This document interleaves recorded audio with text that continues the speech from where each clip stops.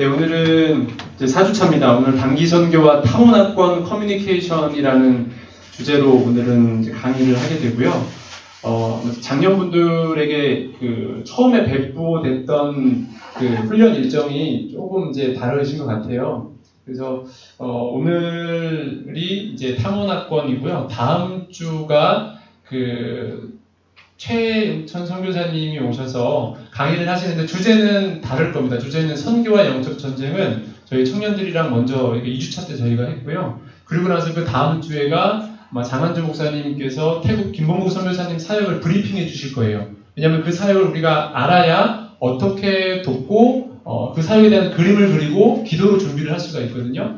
그래서 그 태국 사역에 대한 브리핑을 듣고 난 이후에 이제 태국 방콕에서 캠퍼스 사역을 하는 깻 간사님이 와서 태국 문화에 대해서, 태국에 대해서 실제적으로 알려주는 시간을 가질 계획입니다. 오늘은 이제 단기 선교, 크게 세 파트로 제가 나눴는데요. 첫 번째 파트는 단기 선교에 대한 이제 결과론적인 이야기를 하게 될 거고요. 두 번째는 타문화권 커뮤니케이션이라는 건 뭔가라는 것에 대해서 이야기를 나누고, 세 번째 시간은 제가 이제 실습을 사실 하면 제일 좋겠다라는 생각이 들어서 여러분들을 이제 실습 조별을 좀 나눠서 제가 실습 용지를 가져왔거든요. 직접 현지인이 돼보시고 선교사가 돼보셔서 하는 실습 시간을 좀 가지려고 합니다.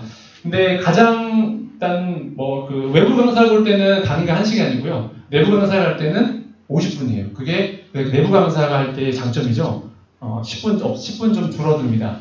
근데 지금 제가 이 두 파트를 주제를 원래 단기 선교 파트만 했을 때 보통 1시간, 지난번에 제가 프랑스에 있을 때는 90분 강의하는 내용이에요. 근데 이거를 지금 20분으로 줄이고 타문화권 이거 커뮤니케이션은 신대원에서 한 학기 과목입니다. 근데 이거를 또 20분 줄여서 이렇게 40분 하고 나머지 시간들을 좀 실습을 해볼까 하는데 실습을 만약에 못하게 되면 청년들을 좀 일단 해보고요. 그리고 이거 실습이 굉장히 효과가 좋았었거든요. 그래서 최대한 그러면 이제 개괄적인 내용을 빨리 해서 실습까지 전부 다 해볼 수 있도록 해보겠습니다. 첫 번째 단기 선교에 대한 이제 일반적인 이제 검색해보면 나오는 이야기입니다. 일정 기간 동안 선교지에서 현지 선교사들의 도움을 받아서 선교지에 관한 이해와 선교 활동을 감당하는 것으로 이제 학적으로는 이제 대체로 한 2주에서 한 2년 정도의 기간을 단기 선교라고를 이제 이렇게 이야기를 해요. 이게 선교왕국에서 지칭하는 이제 기간입니다. 사실 거기에 비하면 지금 우리 교회는 4박 5일을 가는 거라 굉장히 짧아요. 사실은 정말 짧습니다. 제가 개인적으로 굉장히 아쉬워요. 왜냐하면 선교 현장을 알아보고 이렇게 하는 거 굉장히 중요하거든요. 그런데 4박 5일이라는 시간은요, 현장을 이해하기에는 정말 부족한 시간이에요. 제가 20년 전에 처음 단기 선교를 갔던 데가 태국이었거든요. 그때 제가 14박 15일을 갔습니다. 14박 15일을 가다 보니까 한국 생활만 하다가 타문화권에 가서 그걸 보면서 이게 선교구나라고 이제 착각을 했었어요. 그리고 나서 제가 유럽을 갔었어요. 유럽을 그보다 좀 더 많이 17박 18일을 갔다 왔었는데 새로운 문화를 또 경험을 했죠. 시간이 길수록 새롭구나라는 생각을 들었다가 제가 이제 22살 때 한 달간 독일에 머무는 일이 있었습니다. 머물면서 느낀 건 뭐였냐면요. 그때는 여행이었구나. 여행으로 보는 거하고 제가 한 달간 어떤 이제 한 지체의 집에서 살았거든요. 사는 건 다른 거구나. 근데 이런 차이가 있어요. 사실 4박 5일은 굉장히 짧습니다. 굉장히 짧은데 어쨌든 저희도 그래도 이 선교에 대한 마음을 가지고 가는 거기 때문에 저희에게도 이 단기 선교 훈련회이라는 명칭을 다 붙이면 나가는 거고요. 자, 두 번째로 그렇다면 단기 선교의 목적은 뭘까? 제가 지금까지 은광교회에서 갔던 선교의 부분들을 좀 살펴봤어요. 그리고 처음에는 원래 여기 계획에다가 어떤 거를 넣었었냐면, 은광교회의 단기 선교 역사와, 단기 선교의 방향이 무엇인가, 이 부분들을 좀 사실은 듣고 싶었습니다. 근데 이렇게 요청을 하면 그 부담이 누구에게 가냐면 선교위원장님께 가요. 왜냐면 선교위원장님이 그 부분들을 준비하셔야 되거든요. 지금까지 영광교회의 단기 선교 역사가 이래 했고 어떤 것들을 했고 그렇다면 우리 영광교회가 추구하는 단기 선교 방향은 무엇이겠는가? 사실은 선교는 전략적으로 해야 되거든요. 그래서 이런 부분들을 좀 해야 되는데 그거는 이제 좀 올해는 좀 쉽지 않을 것 같고요. 어쨌든 간에 이 단기 선교는 다 목적이 있다는 것입니다. 첫 번째 목적은 뭐냐면 보통은 한 번도 가보지 않은 교회 같은 경우는 단기 선교지를 이해하기 위해서 떠납니다. 그래서 첫 해는 보통 개관론적인 것만 많이 이제 해요. 보통 그 나라에 대한 언어를 본다거나 뭐 그 민족은 어떤 사람이고 거기 지리가 어떤지 이런 부분들을 좀 같이 연구해 보면서 직접 가서 그 현장을 좀 보고 이렇게 돌아오는 경우들이 있고요. 또 두 번째는 장기 선교사의 사역을 실제적으로 돕기 위해서 가는 거죠. 그러니까 그 장기 선교사님이 요청을 합니다. 이번에 이러이러한 사역이 필요한데 함께 여기를 어떻게 도와주실 수 있으시겠습니까? 그래서 그 팀을 운영해서 가는 거예요. 근데 지금 저희는 이 부분들을 좀 하기를 원하는데 아직 이제 이분의 사역에 대한 브리핑을 그래서 이제 듣는 겁니다. 이분이 어떤 사역을 하는가. 그래서 그 사역을 우리가 어떻게 도울 수 있을까라는 것들을 알기 위해서 이제 그런 강의를 이제 장한중 목사님께서 하실 거고요. 그 다음에는 어떤 우리가 착각하는 부분들이 좀 있어요. 물론 이제 한국 사람들이라서 뭔가를 이루고 싶은 마음들이 많이 있습니다. 그래서 갔을 때 많은 거를 하고 싶은 거예요. 막 이것저것 하고 싶고 이런 마음들이 있는데 때로는 그렇게 하다가 장기 선교사님들의 사역을 망치는 경우가 있어요. 지금 우리 교단에서 우리가 한국 교회에서 교류 금지를 내린 선교단체가 하나가 있습니다. 인터콥이라고 하는 단체인데 얘기 듣기로는 제 아내도 청년 시절에 우리 교회에서 인간교회에서 인터콥을 했다 그러더라고요. 네, 그때는 했는데 지금 인터콥하고는 제가 교류 금지를 해놨습니다. 왜냐하면 이 사람들이 자기네 마음대로 자기들의 어떤 그 목적을 가지고 좀 공격적으로 해요. 저기 중앙아시아에서 이 사람들이 십자가를 가지고 이제 크게 만들어 가지고요. 그 한국으로 치면 광화문 거기 있죠. 거기 앞에 대로를 십자가를 메고 한 200명이 같이 걸었어요. 한국 사람들이. 그러니까 우리나라로 치면 미국 사람들이 와가지고 십자가를 들고 거기를 광화문을 걸은 거예요.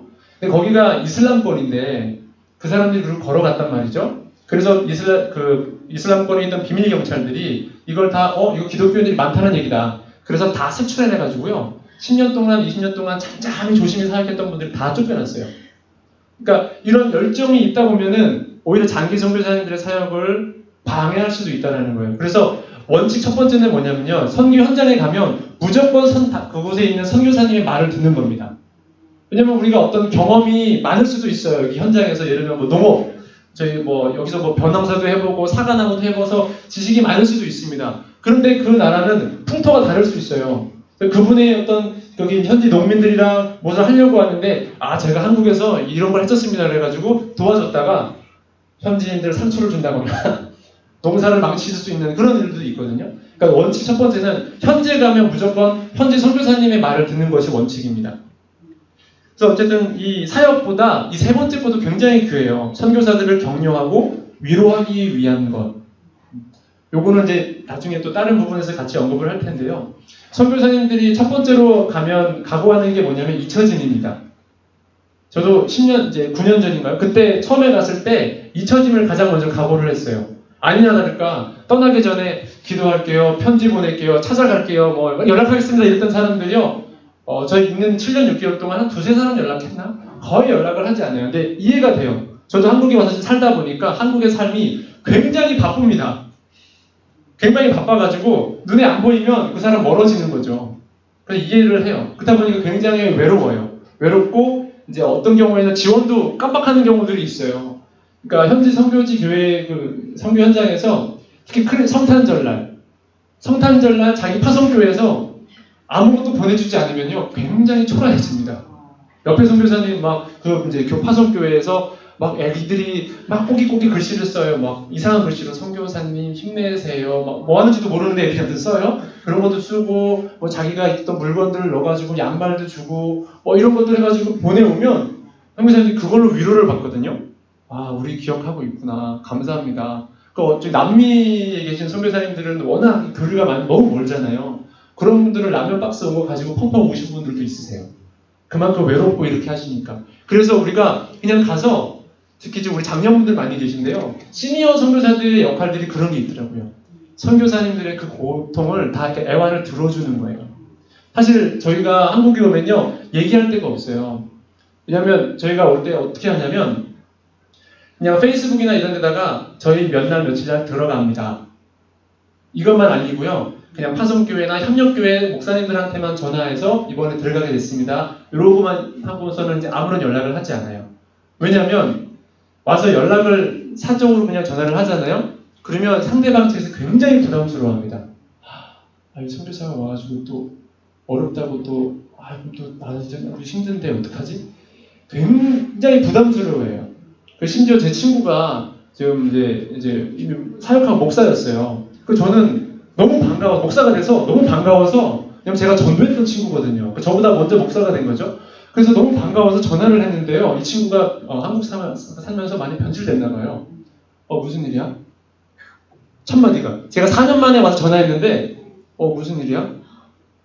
저 상처를 받아가지고 그래서 지금까지 연락을 못 하고 있어요. 또 연락을 하면 또 그럴까 봐.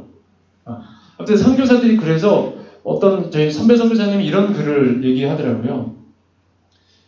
그냥 오뎅 한 그릇 같이 먹자는 것 뿐인데.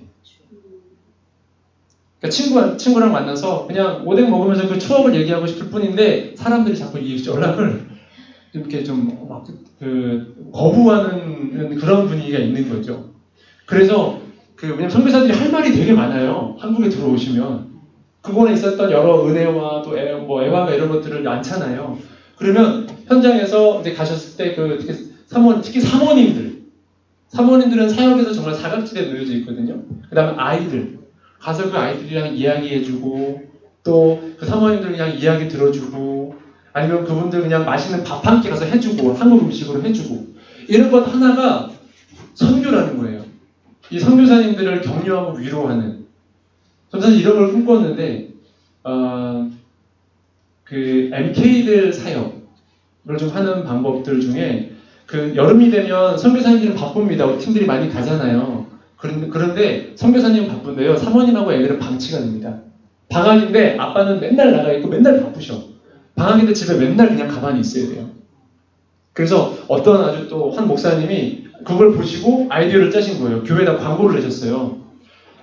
아이들이랑 잘 놀아줄 수 있는 사람, 미술할 줄 아는 사람, 축구할 수 있는 사람, 이런 사람들을 뽑은 거예요. 그래서 한 달 동안 교회가 대줄 테니까 단기 선교를 갔다 와라. 그래서 애들이 처음에 한 달 동안이라뇨? 단기 선교? 막 이랬는데 나중에 알고 이 친구 너무 좋아했어요. 왜냐면 가서 그냥 선교사님 애들이랑 노는 거였어요. 한 달 동안 이 교회가 재정적인 비행기 같은 거 다 내주고 가서 선교사님이 사역하는 동안에 아이들이랑 한글 공부시켜주고 아이들이랑 축구해주고 또 이제 미술 같은 거 해주고 하면서 한 달 동안 그 아이들이 여기에 치유가 되는 거예요. 자기들을 보통은 다 오면 아빠의 사역이나 현지인들을 위해서만 오는데 사각지대에 놓여져 있는 MK 아이들, 미셔너리 키즈, 선교사님 자녀들이 근데 위로를 얻는 거예요. 그러니까 이런 사역도 있거든요. 그래서 이런 사역들도 이번에 모르겠어요. 김목수 선교사님 얘기를 듣고 자녀가 있는지 어떤 사모님은 뭘 좋아하는지 이런 것 좀 파악을 해서 이분들을 위해 챙겨주는 것도 굉장한 선교가 될 수 있습니다. 그리고 무엇보다는 선교팀 각 개인을 선교 훈련을 통해서 선교에 헌신케 하기 위함이에요. 선교는 교회의 존재 이유거든요. 우리 모두가 다 선교를 해야 돼요. 그런데 어떠한 방식으로 하느냐, 그리고 어떻게 순종하느냐의 차이인데요. 우리 교회 그런 일들이 좀 많이 확산됐으면 좋겠어요. 왜냐하면 성도님들이 적극적으로 우리 교회 파송 선교사님이라든지 협력 선교사님들의 기도 제목을 찾거나 구글 인터넷에서 해가지고 모이는 목장 모임이나 이런 데서 저는 지금 제가 인도하고 있는 요하부 교사 모임, 그 다음에 청년 리더 모임, 정철 교사 모임에서 끝날 때마다 항상 우리 파송 선교사님 이윤석 선교사님 가죠. 그 다음에 지금 미얀마 양곤 딸린 교회 계속 지금 기도 제목 올라오고 있잖아요. 계속 기도하고 있거든요. 그러니까 위에서 이렇게 하지 않더라도 밑에서 자발적으로 우리 성도들 안에서 이런 선교의 운동들이 일어나면 그것이 가장 좋은 선교 운동이라고 생각을 합니다. 이번 기회를 통해서 우리 태국 선교 갔다 오시는 분들을 통해서 이런 것들이 각 목장과 그런 전도회 이런 데서 막 일어났으면 좋겠어요. 자, 그럼 단기 선교회에서 우리가 기대할 수 있는 은혜가 무엇이냐? 참가자들에게는요, 현지에서 선교사의 삶과 사역을 접하면서 선교에 대한 관심을 고취시킬 수가 있고요. 막연히 들어왔던 선교가 아니라 실제 가서 보면서 선교란 이런 거구나 이제 알 수 있게 되는 거죠. 그래서 하나님의 명령이었던 그 선교에 대해서 내가 조금 더 순종할 수 있고 조금 더 가까이 그 삶을 살아갈 수 있는 기회가 되는 거죠. 그리고 선교 여행을 통해서 하나님만을 의지하며 신앙의 성장을 도모할 수 있는 기회가 되는 거죠. 지금 우리 청년들 조들을 계속 로테이션 시켜가면서 인도를 시키고 있어요. 왜냐하면 잘하는 은사 있는 사람들만 하면은 늘 그 사람만 하게 될 거예요. 이것은 훈련의 기회다. 그리고 이제 팀별로 어디 나갈 수도 있거든요. 선장에서 팀별로 정말 어떤 특수 무대처럼 그냥 보내는 거예요. 그렇기 때문에 이 팀들이 강인해야 되거든요. 그래서 이 팀들이 자발적으로 기도회에 인도할 수 있어야 되고 찬양할 수 있어야 되고, 그래서 그런 차원에서 지금 청년들 각 조별로 로테이션 시켜서 지금 훈련을 시키고 있어요. 그래서 우리 장년분들도 혹시 또 기회가 되는 그 그룹 안에서 이러한 것들이, 기도 훈련들이 좀 이렇게 자발적으로 되는 그런 기회가 되면 좋겠고요. 또 타문화권에 대한 이해를 통해서 세계를 품은 그리스도인이 우리가 될 수 있고, 또한 이게 이제 팀 사역이잖아요. 가다 보면 반드시 나랑 마음 안 맞는 사람이 있어요. 어쨌든 선교에 대해서 나는 신청했지만 나랑 성향과 이런 것들이 다른 사람이 그분도 비전을 보고 같이 왔거든요. 그래서 한 팀이 이루어진 거예요. 그래서 한 번은 저도 프랑스에서 그런 팀을 받아봤는데 그건 작년팀이었어요. 작년팀이니까 작년팀이 좀 위험해요. 왜냐하면 일단 한 40년, 50년을 살아오신 거잖아요. 자신의 어떤 가치관과 뭐 이렇게 살아오셨잖아요. 근데 같이 이제 살아본 적은 없잖아요. 이제 단기 선교가 4박 5일 동안 같이 주무셔야 되고 살으셔야 된단 말이에요. 근데 우리가 사역을 하러 간 거기 때문에 어떤 일을 해야 되는데 거기에 부딪힘이 있을 수 있는 거예요. 그러다가 한 권사님이 그랬거든요. 아니 왜 말을 그렇게 해? 갑자기. 그래서 분위기가 갑자기 이게 좀 심각해졌어요.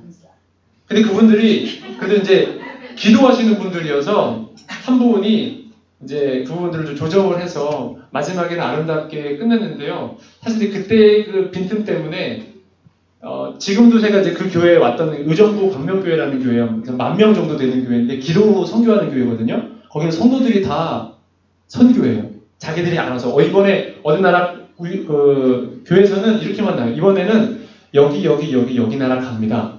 요것만 하면 알아서 이 사람들이 다 자원해서 이분들이 물어봐요. 얼마 전에 연락이 오더라고요. 저한테.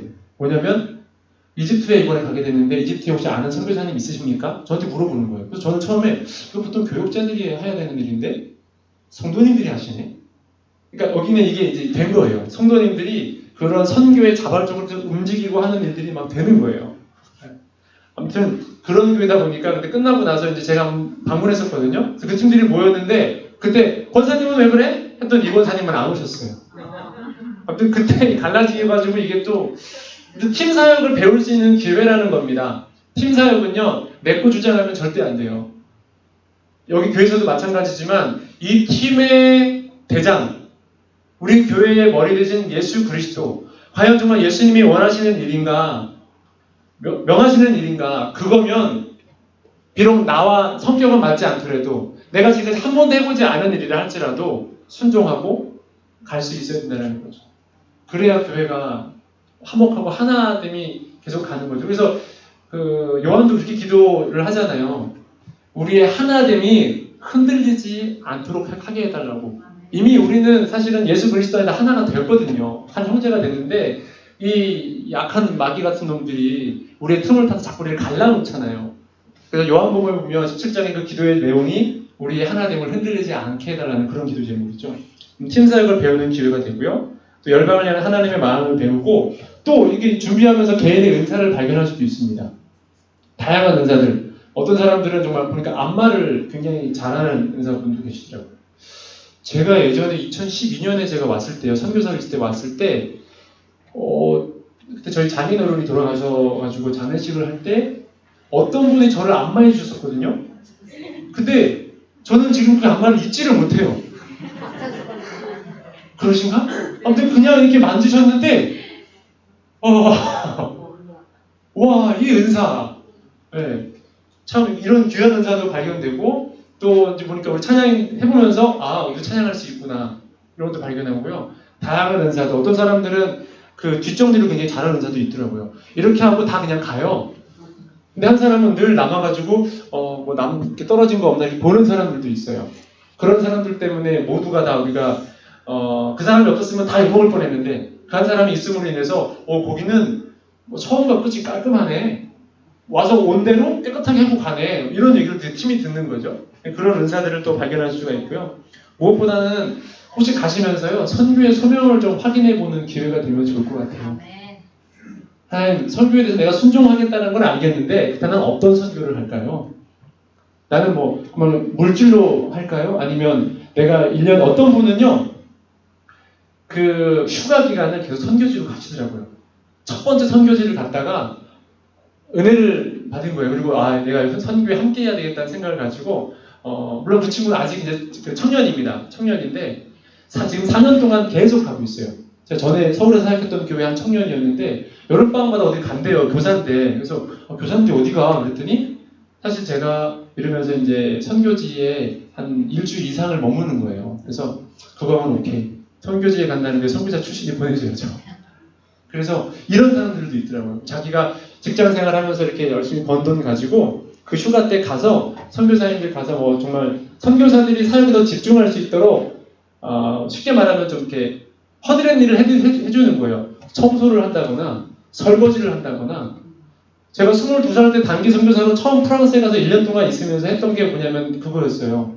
그 설거지하고 그 다음에 선교사님 자녀가 4명이었는데 아들이 1명 있었거든요. 당시 3살이었어요. 그 3살 아이랑 계속 놀아주는 거, 축구해주는 거. 그 3살 아이가 이번에 자라가지고 프로듀스 101에 나왔잖아요. 그 디모데, 프랑스 출신. 그 친구가 이번에 왔어요. 와서 이제. 저는 제가 단계점에서 했던 일은 걔랑 가서 축구공 지나가고 축구공으로 던져가지고 넘어뜨리고 막 이런 거 하고 그랬어요. 얘는 뭐 모르고 막 좋다고 먹고. 그런 놀이도, 좀 가서 이제 선교의 이 소명들을 좀 확인할 수 있는 기회들, 어떤 방법을 하면 좋겠습니까를 확인하는 기회가 되면 좋겠고요. 어떤 장기 선교사와 선교지에게는 무엇보다 와주는 것만으로도 위로가 됩니다. 물론 태국은 모르겠어요. 많아가지고 필리핀이나 태국 분들은 선교사님들은 또 팀들이 많이 가서 아직 그만 좀 왔으면 좋겠다라고 할지 모르겠는데 저의 경우에는 저 프랑스 있을 때는 거의 안 오거든요. 왜냐면 기획했다가도 예산이 너무 많이 드는데 교회에서 그냥 캔슬 시키는 거예요. 그래서 저희가 하는 말들이 있었어요. 선교는 특히 유럽 선교는 그냥 아무나 못 와. 정말 하나님께서 보내실 사람만 보내는 거구나. 왜냐면 대구에서 큰 교회였어요. 대구에서 대형 교회인데 그 교회는 재정도 충분한데 결국에는 캔슬 시키더라고요. 근데 아무튼 가수면은 그것만으로 위로가 됩니다. 그래서 이 선교사님들의 사역이 독립적이 아니라는 거, 우리가 한 우주적 교회 안에서 한 일원이라는 것들에 대한 그런 시간, 위로의 시간이 될 수 있고요. 이제 가족들을 이렇게 챙겨주시면, 저도 제가 환영했던, 제가 엄지를 지켜야 됐던 단기팀들이 뭐냐면, 왔을 때 저희 아내 선물 준비해 갖고 온 사람들, 저희 아이들 선물 준비해 갖고 온 팀들 보고 어떻게 이런 생각을 했냐고.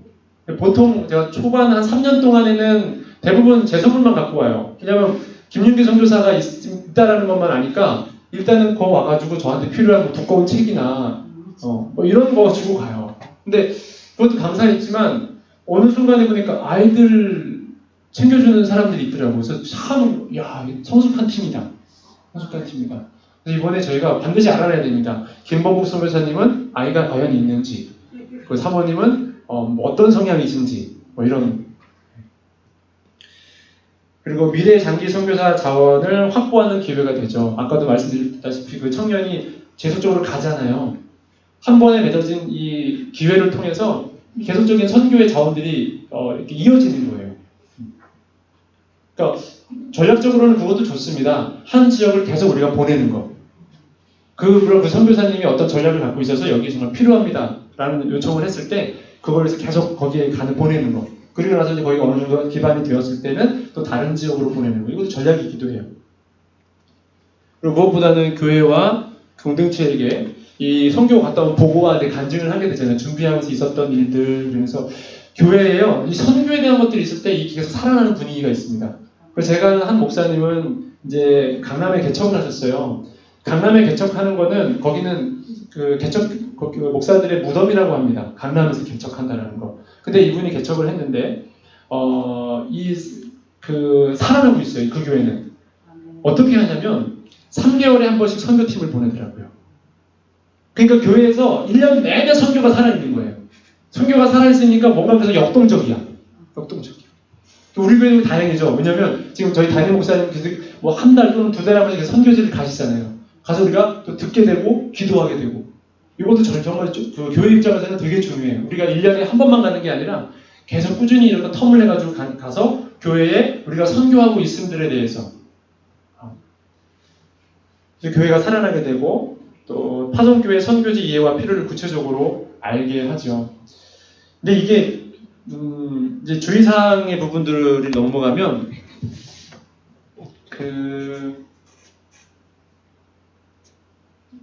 물론 깊이 있는 짧기 때문에 한계는 있다고 말씀드렸죠. 그리고 짧은 기간 피상적인 경험을 하다 보니까 선교를 좀 쉽게 판단할 수 있는 경우가 있는 거예요. 제가 아는 이번에 이제 선교사님 한 분이 이제 엘살바도르로 가세요. 처음 들어보셨죠? 저기 중미에 엘살바도르라고 하는 나라가 있어요. 이분이 이제 대구에서 캠퍼스 사역을 한 10몇 년간 하셨는데 늘 여름 때마다 학생들을 데리고 오셨던 분들이에요. 이분이 처음에는 그랬대요. 이제 경제 선교지 가니까 선교사님들의 삶이 조금 재밌어 보이고 좀 쉬워 보였던 거예요. 또 동남아시아에 가면은 선교사 이렇게 팀들 왔다고 학생들은 보내놓고 간사들이나 이제 좀 이렇게 주요 장로님들이나 이런 목사님들은 선교사님들이 모시고 이렇게 좀 이렇게 마사지도 좀 가세요. 왜냐하면 감사하고 수고하시니까. 특히 이제 또 저희 선교단체 같은 경우에는 저희 선배 선교사님이 후배 간사들이니까 너무 수고한다 그래가지고 자기 돈 정말 다 털어가지고 그런데 이제 보내준 거거든요. 근데 이 간사들이 젊은 후배 간사들이 그걸 착각을 해가지고 선교사분들이 좀 이렇게 이런 것도 누리면서 사네 이랬던 거예요. 근데 이번에 선교사 파송을 받고 정탐을 2번을 엘살바도르를 갔다 왔어요. 그리고 이분이 아주 겸손해졌어요. 선교가 이게 그냥 보는 거하고 실제로 내가 준비해서 가려고 하니까 이 무게가 장난이 아니구나. 사실 저도 처음에 가서 선교사답지 않은 선교사 제 마음속에 사실은 많이 지워버리려고 그랬어요. 왜냐하면 그런 선교사를 많이 봤거든요. 사실 실제로 있어요. 선교사 같지 않은 선교사들도 있어요. 그래서 왜 자기 사역도 없이 남의 사역하는 거 해가지고 기도 편지 써가지고 자기 사역인 것처럼 이렇게 하는 사람들도 있거든요. 왜 저렇게 해? 그리고 왜 자꾸 이렇게 뻥을 쳐? 기도편 한국 사람들이 열매나 이런 걸 좋아하다 보니까 막 술을 뻥튀기 하는 사람들도 있어요. 그래서 사람 많이 모였을 때 괜히 가서 자기 사역인 것처럼 사진 딱 찍어가지고 자기 기도 편지 쓰는 사람들도 있고요. 그래서 그런 걸 알았기 때문에 막 속에서 막 저런 사람들은 좋아 상종하지 않겠어 막 이랬었는데요. 제가 1년을 살아보니까 현장에서 저보다 하루라도 더 살고 있는 선교사는 존경할 만해요, 정말. 네. 그러니까 실제 삶은 다르다라는 거죠. 그 지나친 의욕과 열정으로 인해서 장기 선교사의 사역을 망치는 경우도 있어서 이 부분들을 조심해야 되고요. 그리고 현지인들과 문화적 차이에서 오는 문제가 있을 수 있어서 요거는 일단 이제 타문화권 커뮤니케이션 때 한번 좀 볼 겁니다. 그 닫혀진 국가에서 선교사 호칭을 부르지 않아야 한다. 태국은 문제는 없어요. 태국은 문제는 없는데 문화 이제 태국 가서도 조심해야 문화에 대한 부분들 때문에 거기 이제 제가 20년 전에 갔을 때 저희 친구 중에 장난기가 있는 친구가 있어요. 그 여자 사람 친구인데 이 친구가 얘기를 들은 거예요.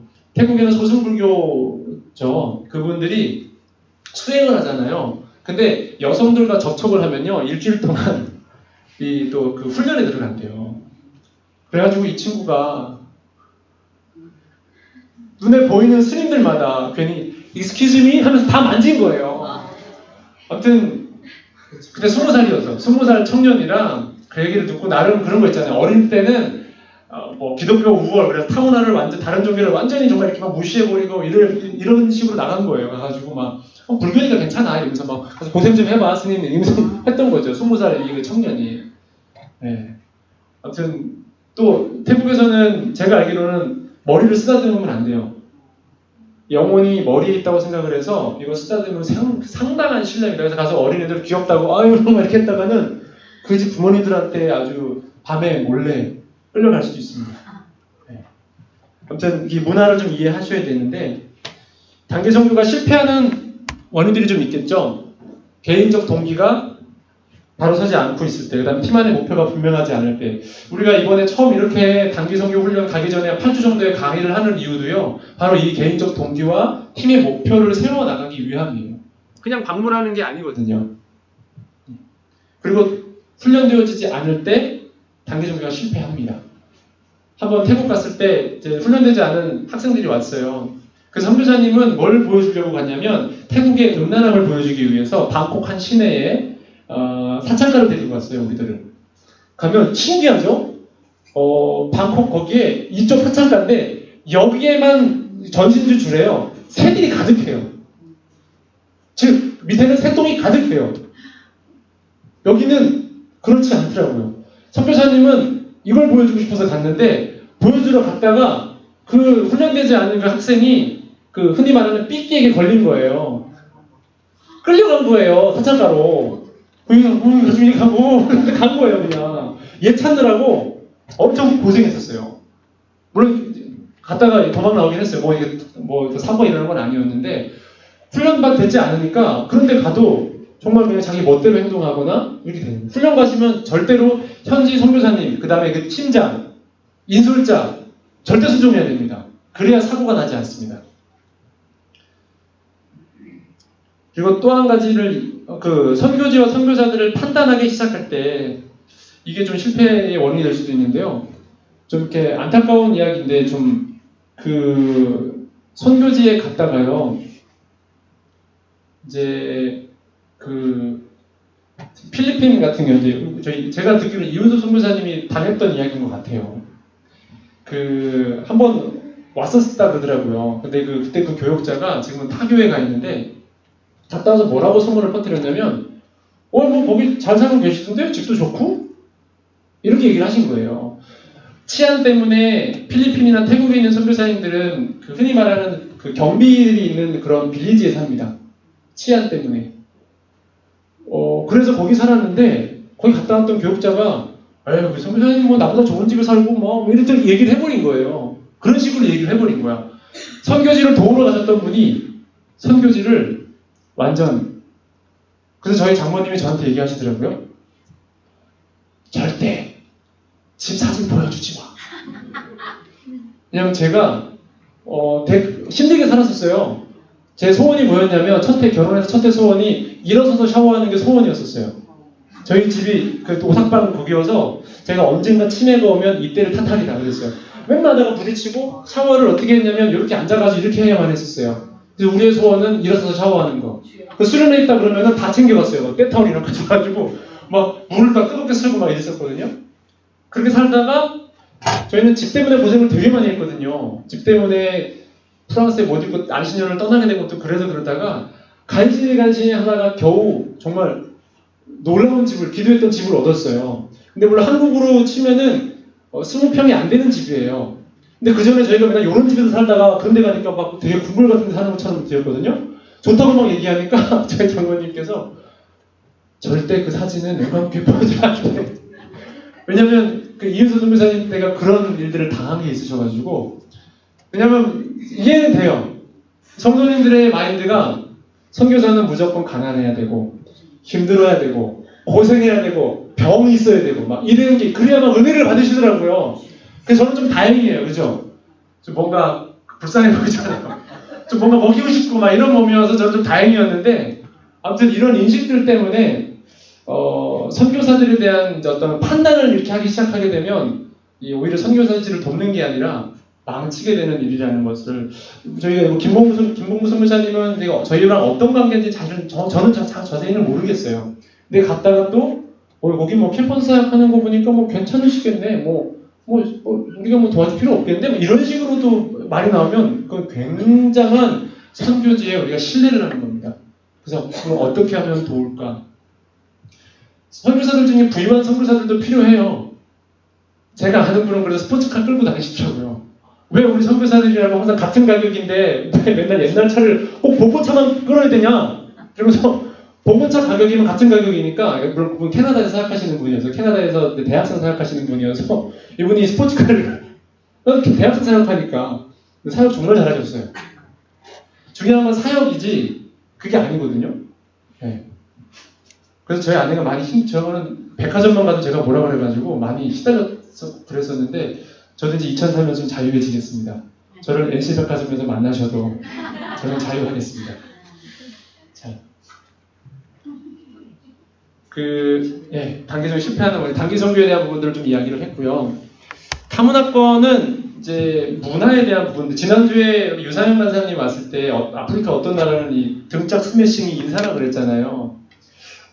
저도 이 문화를 좀 이렇게 들으면서 그 어떤 아프리카의 어떤 국가는요, 옥수수를 옥수수를 입에다가 넣고요, 이렇게 뱉으면 그게 이제 사과를 한다는 의미예요. 그러면 이런 민족, 이런 종족에게 예수님이 너희의 죄를 용서했다라는 것들을 알려줄 때 어떻게 해야 되겠어요? 예수님이 옥수수를 입에 물고 너희들에게 뱉었다! 이렇게 성경을 기록해야 되는 거예요. 그리고 또 어떤 아프리카 종족은요, 사랑하면 침을 뱉는데요. 그것도 사랑하는 만큼. 이게 정말 사랑하는 만큼인 거예요. 민희니 권사님이 벌써 이렇게 하세요? 이거 뱉으셨나요? 네. 그럼 어떻게, 예수님께서 당신에게 침을 뱉었습니다. 예수님께 침을 맞았나요? 이렇게 얘기를 해야 되는 거죠. 그래서 이 문화를 아는 게, 이 커뮤니케이션을 하는 게, 왜냐면 우리가 결국 복음을 전하는 것은 이 커뮤니케이션 과정을 통해서 우리가 알고 있는 이 복음, 예수 그리스도의 사랑과 하나님의 살아계심에 대해서 증거하는 거잖아요. 이게 우리의 마음 먹은 것과 생각하는 것과는 달리 이러한 장벽들이 있다는 거죠. 우리가 세 가지를 알아야 되는데, 첫 번째는 성경 문화를 먼저 알아야 됩니다. 그러니까 성경의 말씀이 처음 주어진 당시의 문화적 상황, 이거에 대해서 우리가 알아야 돼요. 이것을 잘 알지 못할 때 우리가 이 커뮤니케이션, 특히 선교에 있어서 이 커뮤니케이션에 실수를 할 때가 있습니다. 가장 대표적인 게 양에 대한 개념인데요. 우리 한국 사람들은 뭐 양이 없었잖아요. 지금이야 뭐 저기 대가정 삼양목장도 있고 양을 좀 볼 수가 있는데, 그전에는 우리가 양을 키우던 민족이 아니었어요. 그런데 양을 키우는 민족이 아닌데 우리가 양에 대해서 우리에게 한국 사람들에게 갖고 있는 이 양의 이미지는요, 양이 좀 이렇게 재해석된 이미지가 많아요. 예를 들면 양은 깨끗한 흰털, 그리고 죄에 물들지 않고 뭔가 순진하고 그리고 폭신폭신하고 이런 이미지가 있습니다. 근데 실제 양을 키우는 목자들에게 있어서 양은 뭐냐면, 양의 눈이 근시거든요. 잘 못 봐요. 앞에 있는 자기 앞양의 엉덩이만 보고 가는 거예요. 그래서 맨 앞에 있는 양이 못 모르고 일일 뛰면요, 얘네들 아무것도 모르지 그냥 굴러 계속 뜁니다. 그러니까 이제 그 개들이 그 양떼를 할 때 그런 식으로 맨 앞에 있는 양들을 이렇게 몰면서 가는 거죠. 그리고 얘네들 굉장히 더럽습니다. 그리고 바보 같고. 그 때문에 이런 양의 개념을 알고 있는 사람들에게, 예를 들면 이사야서 53장 6절 말씀, 우리는 다 양 같아서 그릇 행할 각기 제 길로 갔거늘, 이 말씀이 확 다가오는 거죠. 근데 우리는 순진해서 그랬나? 이렇게 생각하는 거죠. 그러니까 성경적인 이 의미를 명확하게 알 때 이거를 정확하게 전달할 수 있는 거죠. 성경의 문화를 잘 알아야 되고요. 그리고 제가 처음에 이제 프랑스 갔을 때 고민했던 게 그거였어요. 뭐가 성경적인 것일까? 나는 한국 사람이니까 두 번째 이 얘기를 하면 선교사 자신의 문화를 알아야 되거든요. 특히 우리는 복음을 받아들인 지 한 130년, 140년밖에 안 된 문화예요. 저는 지금도 사실 주장할 수 있습니다. 뭐냐면 우리 한국 교회 안에 유교 문화 굉장히 많이 들어와 있습니다. 특히 가정관계 안에 들어와 있습니다. 성경적인 가정관계는 뭐냐면요, 자녀들이 결혼하면 반드시 떠납니다. 떠나 보내야 됩니다. 근데 우리는 유교 문화권에 살고 있거든요. 어릴 적에 이제 여성분들이 하드를 당했잖아요. 엄마들의 소망은 아들밖에 없어요. 자기 자녀밖에 없어요. 그러니까 뭐 맹모 삼천지교라는 말도 나오고 자녀들에게 쏟는 이런 열정들이 한국 사람들에게 있어요. 결혼하고 나서도 여전합니다. 분명히 결혼하고 남의 이제 어떤 한 여자의 남편이 됐는데 계속 이제 아들처럼, 물론 이제 요즘에 젊은 세대도 문제가 됐죠. 그래서 독립을 안 한다 그러죠. 젊은 세대들이 부모님들 다 해주니까 독립을 안 하고 엄마 이것 좀 해줘, 아빠 이것 좀 해줘, 계속 이렇게 결혼을 하고서도. 그래서 이제 청년들한테 결혼 얘기할 때 많이 얘기하는데, 결혼하기 전에 정신적 독립, 경제적 독립, 이런 독립을 다 하고 가서 결혼을 해야 된다. 이게 성경적인 거다라고 얘기를 하는데 잘 안 돼요. 특히 교회 안에서 잘 안 돼요. 이미 우리 안에 재해석된 문화가 있다는 거예요. 예를 들면요. 여러분 주일 대예배는 몇 시인가요? 주일 대예배 11시로 많이 인정이 되어 있습니다. 그래서 한국 선교사님들이 해외에 가서요. 꼭 11시에만 예배를 하려고 그러는 거예요. 남미는요. 너무 더워요. 그래서 주일날 저녁 7시에 예배를 합니다. 그러니까 이 한국적 이 교회 문화를 갖고 가신 분이 가서 이거는 비성경적이다 이렇게 얘기를 하는 거죠. 11시에 전 세계가 11시에 기도해야 돼. 이거 착각에 빠진 거죠. 전 세계는 시간이 다 달라서 여기서 11시는 저기서 10시일 수 있고 7시일 수 있는데 그렇게 주장을 하면서 하는 거예요. 예. 선교사 자신의 문화를 잘 이해하고 파악해야 되는 부분도 있습니다. 필리핀 같은 경우에도 어떤 민족은요, 무릎을 꿇는다는 게 징벌의 의미가 있는 거예요. 근데 이제 다 같이 이제 하나님 앞에 나갈 때 우리 무릎 꿇고 나갑시다 이렇게 하면 이 사람은 은혜가 아니라 나 하나님 뜻이 벌 받는 건가? 이런 인식을 갖고 있을 수 있다는 거예요. 그래서 문화를 잘 파악하는 게 굉장히 중요하고요. 세 번째는 이제 선교지 문화를 잘 이해해야 돼요. 근데 이제 너무 지나치게 우리가 그 문화를 다 이렇게 거기 문화에 권위를 부여해서 이렇게 하려고 하다 보면 이 문화적 혼합주의에 빠질 수가 있습니다. 이게 뭐냐면 그 문화를 좀 존중해줘서 하는 거예요. 이게 대표적인 게 우리나라에 들어와 있는 것 중에 천주교에서 하는 제사 허용인 거예요. 뭐 천주교 자기들 뭐 하나님 믿는다고 얘기를 하고 성경 가지고 우리도 믿음 생활 한다고 얘기를 한다면 사실은 그렇게 해서는 안 되죠. 그런데 제사를 허용한 여기 한국 문화니까 한국의 조상 숭배 문화 이런 것들이 있으니까 그거를 허용해야 된다고 하는 거예요. 네. 사실 여기서도 요즘에 개혁주의에서는 좀 말이 좀 있는 것들이 있어요. 뭐냐면 그 초도 예배에도 여기 부분 좀 물음표를 띄는 경우들이 있어요. 왜냐하면 예배는 온전히 하나님만 받으셔야 되잖아요. 그러니까 돌아가신 분을 충분히 생각할 수는 있지만 그분을 높이면 안 되거든요. 근데 초도 예배 때 저희도 이제 초도 예배 때 오면 그거를 저희가 기점으로 해서 저희 가정에는 사실 저희 장인어른이 돌아가심으로 해서 그때부터 사실 가정 예배가 시작됐어요. 그러니까 그것이 기회가 된 거죠. 그래서 모일 때마다 온 가족이 우리 가운데 믿음을 주신 하나님으로 말미암아 감사해서 예배를 하죠. 하나님을 높이지 정말 뭐 가족들을 높인다거나 뭐 돌아가신 분을 이건 굉장히 위험할 수 있는 그 성경적 가치관인 거죠. 그래서 이런 부분들도 좀 조심해야 되는데 우리나라에 이런 부분들이 좀 들어가 있다라는 거죠. 그래서 이제 현지에 갔을 때 그 현지 문화를 무조건적으로 다 옳다고 볼 수는 없는 거예요. 예를 들면 뭐 아프리카 가는데 여기 종족은 지난번에 얘기한 것처럼 막 부인을 3명씩 둬도 돼. 그래서 그게 그렇지 생육하고 번성을 할 때는 이게 최고지. 그렇지 아내가 3명이면 많이 생육하고 번성할 수 있겠네. 여기 문화니까 존중하자. 이럴 수는 없다라는 거죠. 현지 문화가 있지만 바꿀 건 바꿔야 됩니다. 그래서 이 문화에 대한 부분들 그래서 좀 기대가 돼요. 우리가 태국에 가면서 아마 많은 에피소드가 있을 겁니다. 우리가 문화를 모르고 갔을 때 부딪히는 문제. 제 경험 한 가지만 얘기하고 실습을 잠깐 해보려고 하는데 현지 집에 이제 시골에 갔어요. 시골에 가서 현지 그 가정에 다 2-3명씩 이제 보냈어요. 저희들을. 그리고 거기 이제 일을 도와주라는 거예요. 농촌이었거든요. 근데 이제 일하고 밥을 먹었죠. 밥을 먹는데 물론 제가 많이 먹긴 했습니다만 그때는. 근데 많이 먹었는데 이분이 계속 주시는 거예요.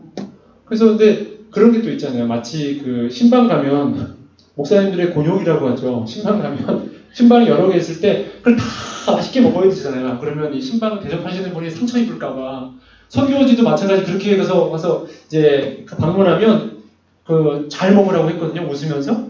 그래서 웃으면서 먹는데 계속 주는 거예요. 계속. 그래서 이거 어떡하지? 근데 보니까 거기 문화가 뭐냐면요. 이제 그만 먹겠다라는 표시가 밥 한 숟갈 해가지고 딱 이렇게 남겨놓으면은 그만 먹겠다는. 밥을 다 먹으면 더 달라는 얘기인 거예요. 태국 그 마을에서는 시카켓이라고 하는 지역이었는데 그걸 몰랐던 거예요. 그래서 저는 그날 배 터지게 먹었어요. 너무 힘들게. 왜 자꾸 계속 주시는 거지? 그래서 내가 너무 힘들어서 잠깐 이렇게 놨더니 그제서야 안 주길래 다음날 선교사님한테 여쭤봤더니 그걸 내가 얘기해준다는 걸 깜빡했다고 선교사님이. 네.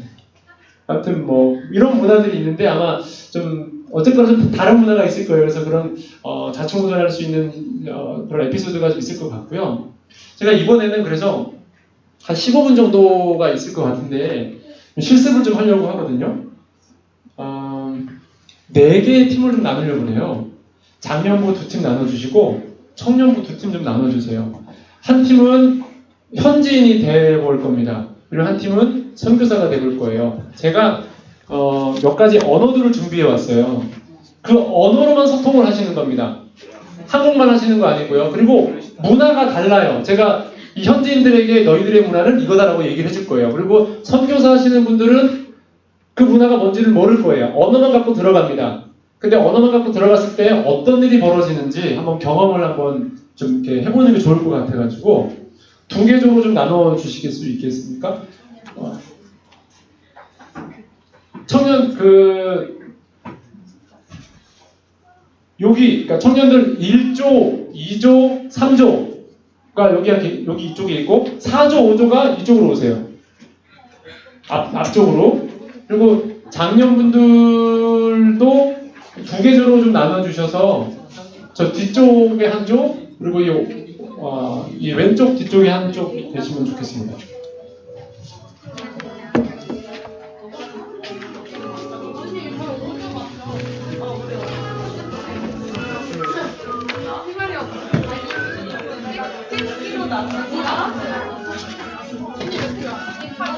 자.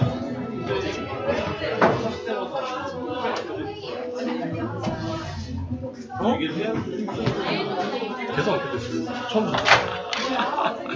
처음부터?